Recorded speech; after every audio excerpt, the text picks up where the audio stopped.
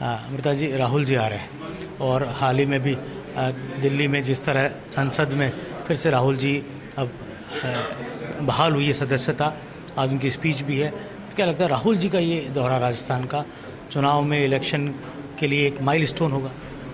देखिए, निश्चित रूप से चुनावी बिगुल बजेगा और आह्वान करने की ज़रूरत है। और राजस्थान में राहुल जी का आगमन, इसको लेके सभी लोग उत्साहित हैं, खास तौर पे क्योंकि आज बहुत ही पावन दिन है, विश्व आदिवासी दिवस है। आदिवासियों के लिए इस दिन को मनाया जाता है, याद किया जाता है उन सभी शहीदों को जिन्होंने अंग्रेज़ी हुकूमत के सामने शहादत दे दी। मानगढ़ धाम, इसके लिए बहुत ही मान्यता है इसकी।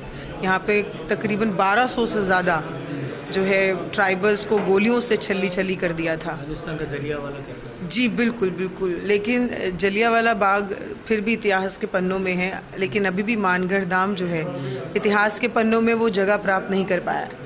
तो इसीलिए मैं मानती हूँ कि सरकार जो है केंद्र में, उसको इसको राष्ट्रीय स्मारक घोषित करना चाहिए, जो कि मुख्यमंत्री जी ने भी जिसके लिए कहा है केंद्र सरकार को।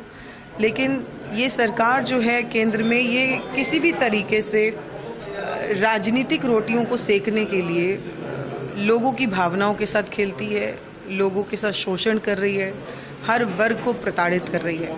ऐसे में ये बहुत ज़रूरी है कि हमारे कांग्रेस के लोग जो भारत जोड़ने में विश्वास करते हैं, जो लोगों की आवाज़ को उठाने में विश्वास करते हैं, खास हमारे नेता राहुल गांधी जी जिस तरीके से दमनकारी तरीके से भाजपा ने उनकी सदस्यता रद्द करी, फिर उनका घर छीना, आज इन लोगों को मुंह की खानी पड़ी, क्योंकि कानून अभी भी जिंदा है इस देश में, संविधान पे ही चलेगा ये देश। ये इस वर्डिक्ट ने ये बता दिया कि अभी भी संविधान है। और बीजेपी जिस तरीके से संविधान को तोड़ मरोड़ कर अपने हिसाब से देश चलाना चाहती है, जिसमें ना आदिवासियों का हक है, ना दलितों का हक है, ना माइनॉरिटी का हक है। और आप देखिए कि आप कोई भी ऐसी योजनाओं की बात कर ले राजस्थान के अंदर, वो लोगों को फ़ायदा देती है, लेकिन बीजेपी की कोई ऐसी योजना नहीं है जिससे लोगों को फ़ायदा होता। तो ये फ़र्क लोगों को साफ दिखता है। अमृता जी, बहुत ज़्यादा आपने दौरे कर लिए हैं राजस्थान के। चुनाव से पहले लगातार आप नीचे तक जाकर आप चुनावी एक तरह से पूरा समीकरणों को देख रही हैं। ये बेल्ट, आदिवासी बेल्ट, जो एक ज़माने भर तक कांग्रेस का एक मजबूत गढ़ था, पिछले कुछ सालों में यहाँ पर डेंट लगा है। तो किस तरह से इस चुनाव में, क्योंकि आप पार्टी की सह प्रभारी राजस्थान की, क्या लगता है कि फिर राजस्थान के इस इलाके में, दक्षिणी राजस्थान में लाभ होगा, कांग्रेस कमबैक करेगी? देखिए, मैं मानती हूँ कि आदिवासी हमेशा कांग्रेस के साथ रहे हैं, क्योंकि कांग्रेस ने उनकी लड़ाई लड़ी है। जब भूमि अधिग्रहण बिल भी आया था तो उसका जो विरोध था वो कांग्रेस पार्टी नेता राहुल गांधी जी ने किया था कि हम ऐसे ही आदिवासियों की, ऐसे ही हम जंगलों की ज़मीन खरीद लेती है सरकारें और फिर पैसा भी नहीं देती, मुआवजा भी नहीं देती। आपने देखा था एक बहुत बड़ा आंदोलन हुआ था, भट्टा परसौल से शुरू हुआ था। तो हमेशा हम आदिवासियों के साथ खड़े हैं। और ये जो बेल्ट है, आप देखिएगा कि इस बेल्ट पे, चाहे वो डूंगरपुर है, बांसवाड़ा है, चित्तौड़गढ़, ये जितनी भी हमारी बेल्ट है, इस बेल्ट पे इस बार कांग्रेस का बहुत अच्छा प्रदर्शन रहेगा।